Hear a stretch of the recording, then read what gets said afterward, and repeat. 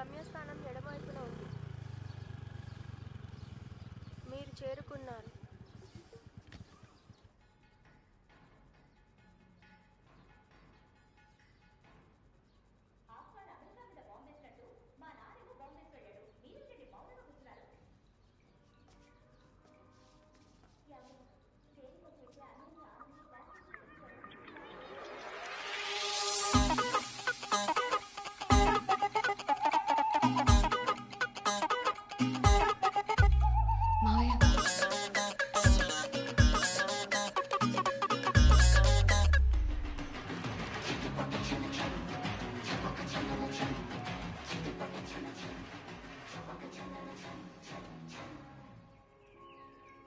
బాగా డాన్స్ చేస్తున్నావు స్టూడెంట్.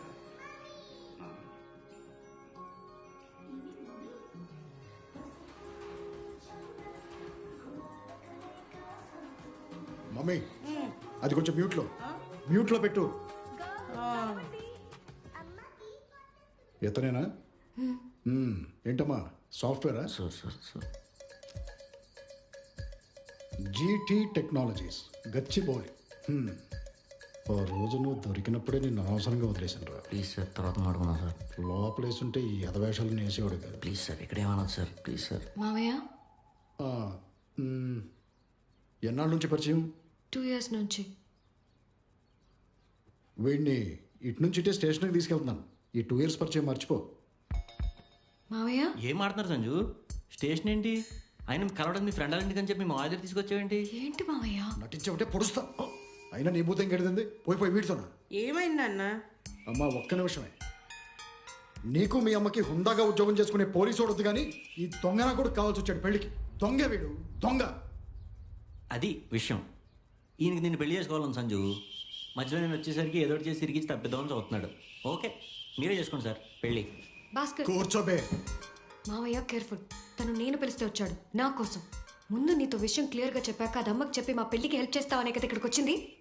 నా ముందు ఇలా నంగినంగిగా బిహేవ్ చేస్తున్నప్పుడే అర్థం చేసుకోవాల్సింది నీ దగ్గరికి రాకూడదని. నాదే బుద్ధి తక్కువ. ఏంటమ్మా బుద్ధి తక్కువ? నువ్వు పనిచేసే కంపెనీ పేరేంటో చెప్పమ్మా, నీ బుద్ధి ఏంటో తెలుస్తుంది.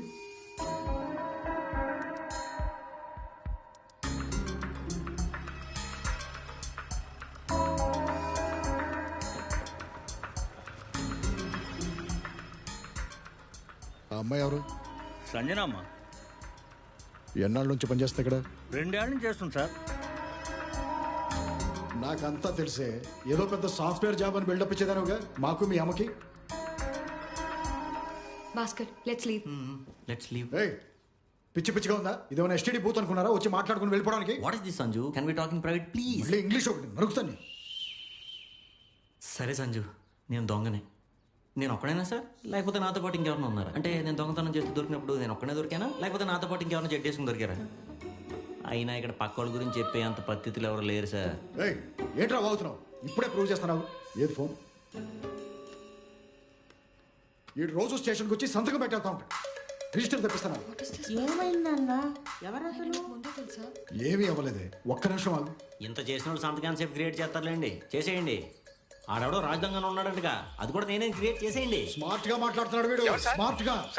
భాస్కర్ నిన్ను కాదు నారాయణ, నువ్వు ఆ సంతకాలు రిజిస్టర్ తీసుకుని ఇంటికి వచ్చాయి.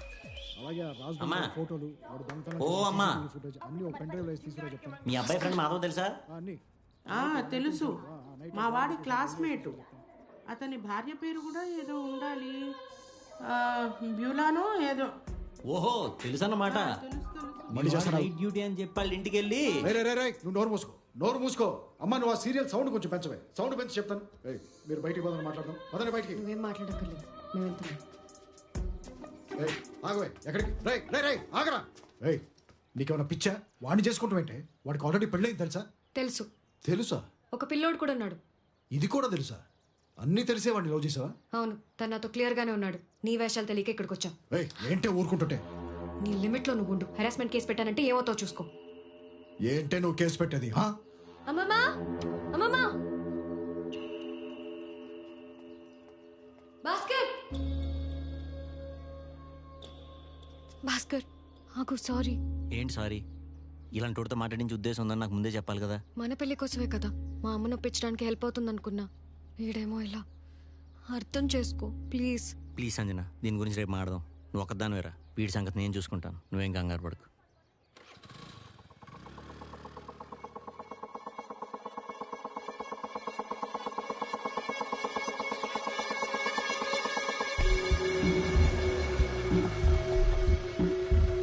నెక్స్ట్ ఏంటమ్మా? Masters I always wanted to do అండి. ప్రాక్టీస్ తర్వాత ఖచ్చితంగా చేస్తాను. ఖచ్చితంగా నువ్వు మాస్టర్స్ చేయాలమ్మా. Sure ma'am. హలో. మంచిదమ్మా. హాయ్. షూర్ అండి. ఓకే.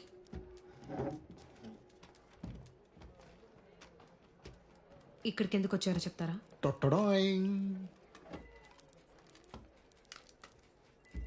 చూడు, పూజ్యులైన రాజు దొంగ గారు మళ్ళీ దొంగతనాలు చేస్తూ ఈ దొంగతనాలన్నీ మీ ఇంట్లో అవసరాల కోసం చేస్తున్నాడు అనుకున్నాను, కానీ తీరా చూస్తే వచ్చిందంతా తీసుకెళ్ళి దాని మీద పెడుతున్నాడు. Brilliant, I would say really brilliant. ఆ అమ్మాయి ఎవరు తెలుసా? నేను చేసుకోబోయే అమ్మాయి. పేరు సంజన. ఆ రోజు నువ్వు వైఫ్ కమ్ లాయర్గా రియాక్ట్ అయ్యావు, మరి నేను ఇప్పుడు పోలీస్ కమ్ ఫియాన్సీగా రియాక్ట్ అవ్వాలిగా. యూసీ, నీ మీద నాకు మంచి రెస్పెక్ట్ ఉంది, ఒక మంచి లాయర్ అని, లాజిక్లు బాగా పట్టుకుంటావని. కానీ ఇలాంటి వాడి కోసం ఇలాగే వదిలేసావు అనుకో, వాడు రేపు నీ ఇంట్లో దొంగతనం చేసి నా ఫియాన్సీకి ఇస్తాడు. ఆలోచించుకో.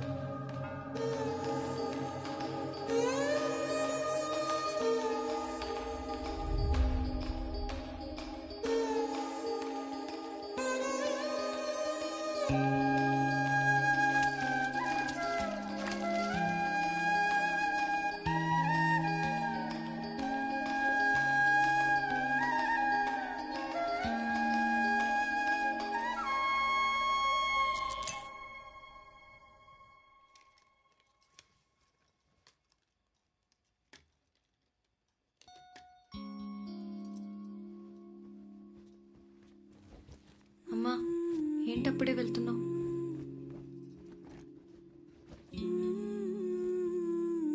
అమ్మా,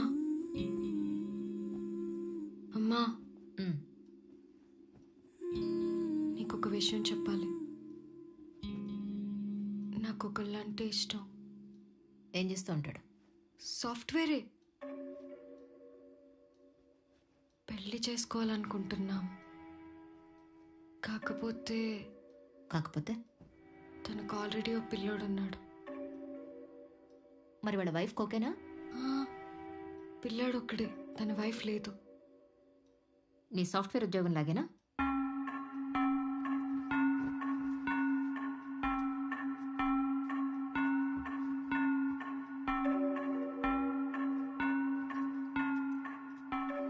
పెళ్ళేం చేశాడా? ముందు నువ్వు నీట్గా మంచి జాబ్లో సెటిల్ అవ్వు.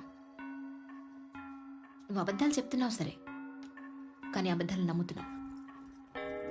ఆయన అంత చిన్న దాంట్లోంచి ఇంత డీటెయిలింగ్ తీసుకునే నువ్వు ఇంత పెద్ద విషయాన్ని ఎలా మిస్ అయ్యావో నాకు అర్థం కావట్లేదు.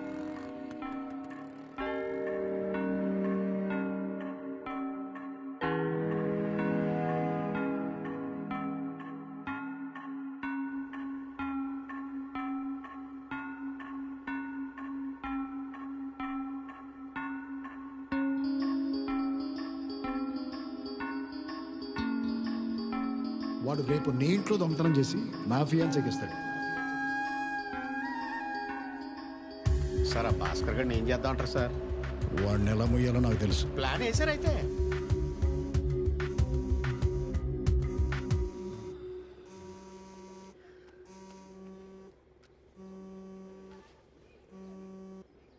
Hello. Hello sir, happy marriage day sir. Thank you. కొత్త ఇంటికి వచ్చేయండి. Registration papers ready. మీరు ఫస్ట్ ఇన్స్టాల్మెంట్ ఇచ్చారనుకోండి, వెంటనే సైన్ చేయడమే.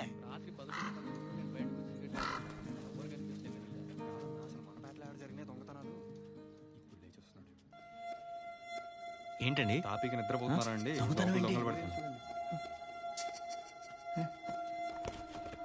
ఇక్కడ డబ్బులు ఉండాలి. ఇంటికి నిన్న రాత్రి కూడా డబ్బులు తెచ్చిపెట్టాను విద్య. ఎవరు చేసి ఉంటారు? అయినా మన ఏరియాలో ఇప్పటివరకు దొంగలే పడలేదు. ఎవరో తెలిసిన వాళ్ళే చేసి ఉంటారేమో. అసలు డబ్బులు ఎవరు తెలుసు?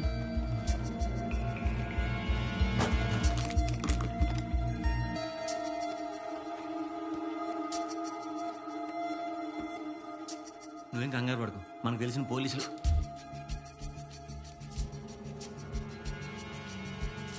విద్య, అసలు ఆ డబ్బులన్నీ ఇంటి కోసం. నటించడం ఆపుతావా?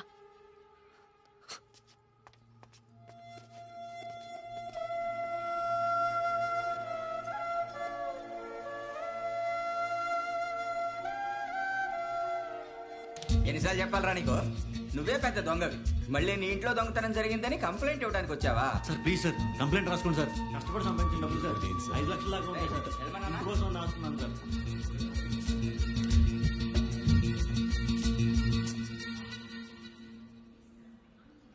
సరే వదిలి, ఆ డబ్బు మంది కాదనుకోవటమే. నువ్వు దొంగవనే డౌట్ నాకైతే రాలేదురా. పోలీస్ స్టేషన్లో చూసి ఆశ్చర్యపోయా. నువ్వు దొంగవై ఉంటే మన షాపులోనే డబ్బులున్నాయి, తీసుకుని ఉండొచ్చు. కానీ నాకైతే ఎప్పుడు లెక్కలో తేడా రాలా. ఏది నువ్వు నన్ను ఇరికించిన క్వశ్చన్ పేపర్ కాపీలు. ఇది నేను లీక్ చేయలే, కానీ నేను అంతకుముందు కొన్ని క్వశ్చన్ పేపర్ లీక్ చేశానుగా. ఇది చేయలా, అది చేశానుగా. దానికి ఎవరు అనుభవించాలి? నేనేగా. అందుకేనేమో పోలీస్ స్టేషన్ చుట్టూ ఇన్నాళ్ళు తిరగాల్సి వచ్చింది.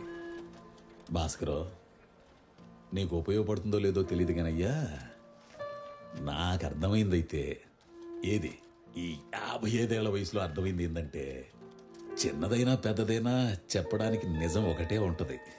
దాన్ని ఎన్ని కాపీలు తీసినా, కాపీకి కాపీలు తీసినా అసలే నకలే. నకలు చూంచుకోవడానికి ఉపయోగపడుతుందేమో గాని చెల్లదయ్యా. బటన్ నొక్కితే పనిచేసే మిషన్లోనే ఇంత విషయం ఉంటే దీన్ని వాడే మనలో ఎంత విషయం ఉండాలి? స్టిక్ ఫైల్స్ ఉన్నాయా? ఉన్నాయండి. భాస్కర్, ఆ 30 రూపాయల ఫైల్ చూపించు.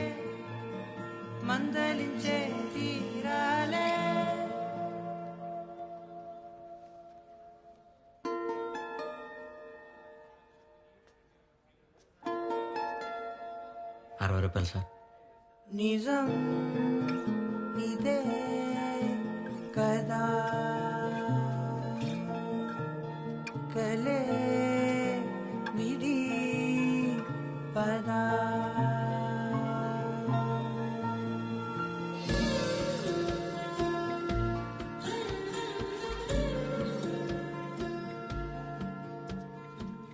అన్నా, అక్కడ పెట్టు. ఎక్కువ తక్కువ తెలీదు, ఈ పేరు చెప్పి చాలా సంపాదించాను మోసం చేసి.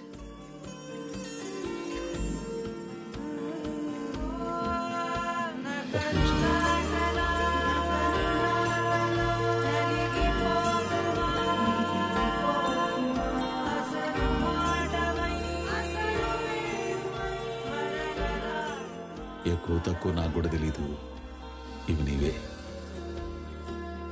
ఉంచరా, 5-6 నెలలకి జీతం ఇవ్వలేదుగా, ప్రస్తుతానికి నా దగ్గర ఇవే ఉన్నాయి.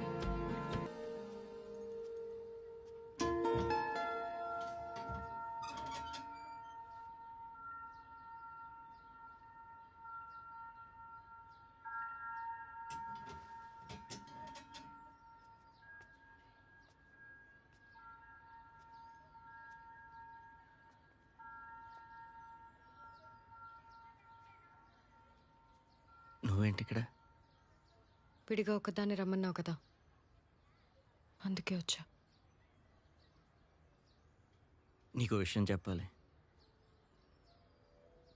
నేను నీకు అబద్ధం చెప్పాను. ఒకటేనా? మీ నాన్న ఎక్కడ? షాప్లో.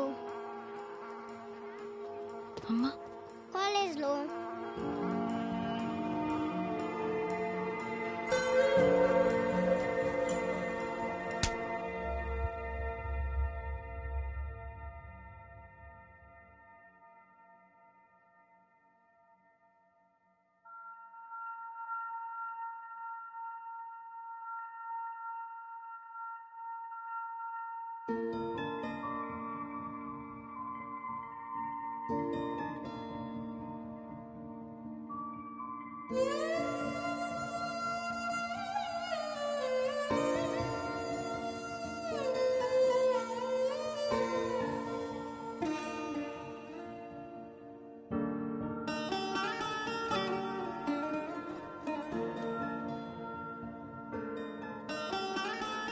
ఏం సాధించావయ్యా? దారి దోపిడీ సొమ్ముతో కుటుంబాన్ని పోషించావు. తప్పు అని తెలిసి పశ్చాత్తాపడ్డావు. ఇంకెప్పుడూ చేయకూడదు అనుకున్నావు. మరి చేసిన తప్పుకు ప్రాయశ్చిత్తం అని ప్రశ్నించాడు అత్రి మహర్షి. మాట పెగల్లేదు పోయేవాడికి. వెంటనే ప్రాయశ్చిత్తంగా కఠోరమైన తపస్సు మీద మనసు లగ్నం చేశాడు. ఆ క్రమంలో వాల్మీకి మహర్షి దోపిడీ అంటే కేవలం దొంగతనాలేనా? నిన్ను ఒకళ్ళు మోసం చేయడం వాళ్ళ తప్పే. కానీ నిన్ను నువ్వు చేసుకుంటున్న మోసం, నువ్వు చేయగలిగిన పని మానేసి డబ్బు కోసం ఏదో ఒక ఉద్యోగం వెనక పాకులాడడం దోపిడీ కదా?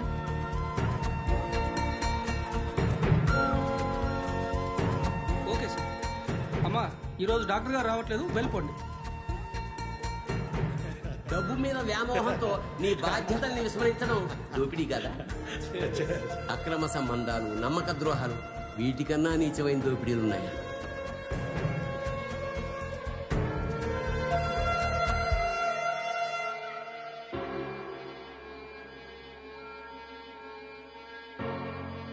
మొన్న రెడ్ హ్యాండెడ్గా పట్టుకున్నా ఏం చేయలేపారు కదా. నేను చెప్తాను ఏం చేయాలి. మళ్ళీ క్యాంప్ అని చెప్పి బయలుదేరండి, కానీ ఇక్కడే ఉండండి. మీరు యాక్సెప్ట్ చేయవలసిన విషయం ఏంటంటే మీ వైఫ్ మళ్ళీ వాడికి కాల్ చేస్తుంది.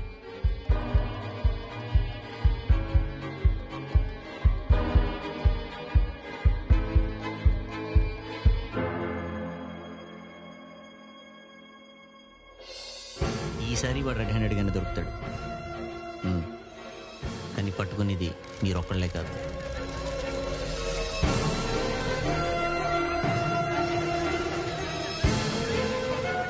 సంసారాలు సవ్యంగా చూసుకోకుండా గుళ్ళ చుట్టూ గోపురాల చుట్టూ తిరగడం, ఉద్యోగం పేరుతో ఊళ్ళు తిరగడం ఎవరినూ ధరించినట్టు. ఇది ఓ విధమైన దోపిడీయే, మొహమాటం ఏం లేదు.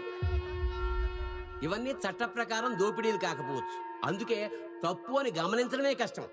ఇక శిక్ష సంగతి దేవుడెరుగు. శిక్షించాల్సిన పోలీసులే శిక్షార్హులైతే నిజం. గత కొన్ని రోజులుగా కనబడకుండా తిరుగుతున్న రాజు దొంగ దొరికాడు. అదే జ్యూరిడిక్షన్ లో ఎస్ఐగా పనిచేస్తున్న బిఎం రెడ్డి ఒక ఇంట్లో సినీ ఫక్కీలో దొంగతనం చేస్తూ రెడ్ హ్యాండెడ్ గా పట్టుబడ్డాడు. ఒక పోలీస్ అధికారి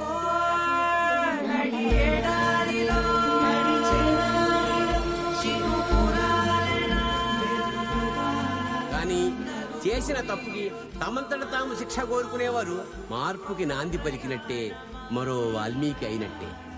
మనందరిలో కూడా అలాంటి మార్పు రావాలని శ్రీ శ్రీరామనవమి నాడు ఆ పరమేశ్వరుని కోరుకుంటూ అరణ్యకాండలోకి అడుగు పెడదాం.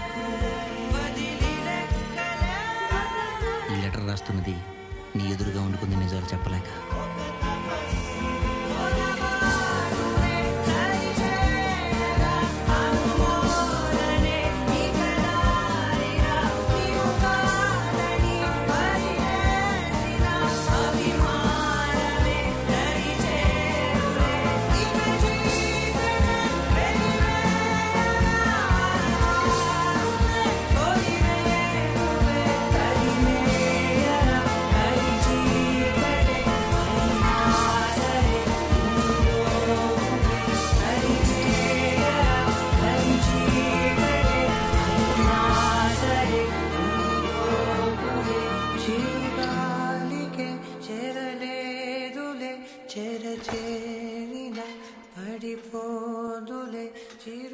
నేను ఇప్పుడు వెళ్తున్నది దొంగతనాలు అని నీకు తెలిసిన తప్పుకి నాకు తెలిసిన శిక్ష వేసుకోవడానికి.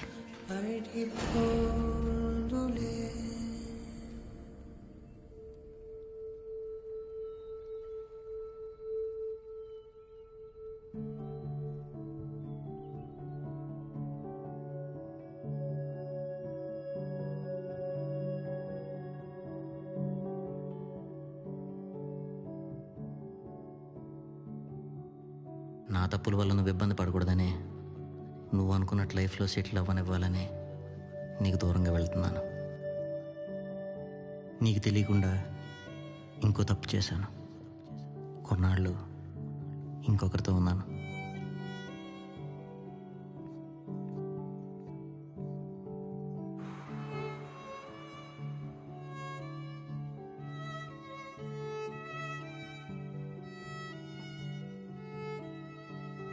తనకి ఎప్పటి నుంచో దూరంగానే ఉంటున్నాను, కానీ అది సరిపోదని అర్థమైంది. నిజాన్ని చెప్పడం వల్ల మనకు వచ్చే స్వేచ్ఛ ఏంటో అర్థమైంది.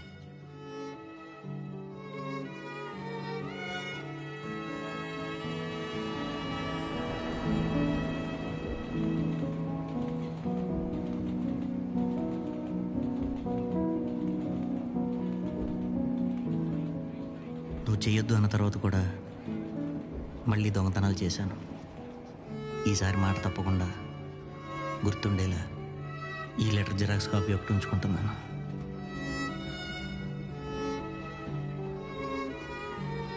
ఇంకా ఇంట్లోనే ఉంటే నన్ను చూసి వాడు ఏం నేర్చుకుంటాడో అర్థమైంది. వాడి ముందు తప్పులు మాత్రమే చేసిన నాన్నలా మిగలకూడదని వెళ్తున్నాను.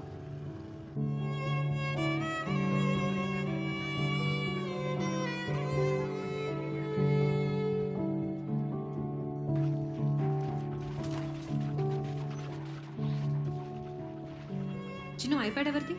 నేనేది అడిగే తెచ్చావా?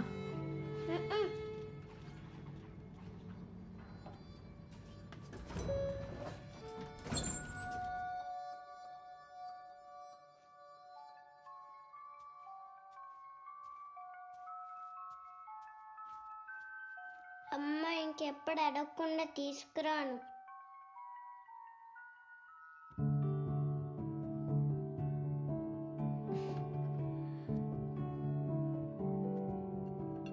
తిను.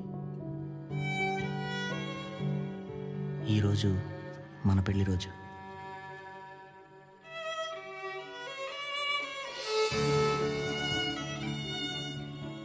మన అనుకునే ఓ సొంత ఇంటి కోసం అంతా రెడీ చేసుకున్నాను.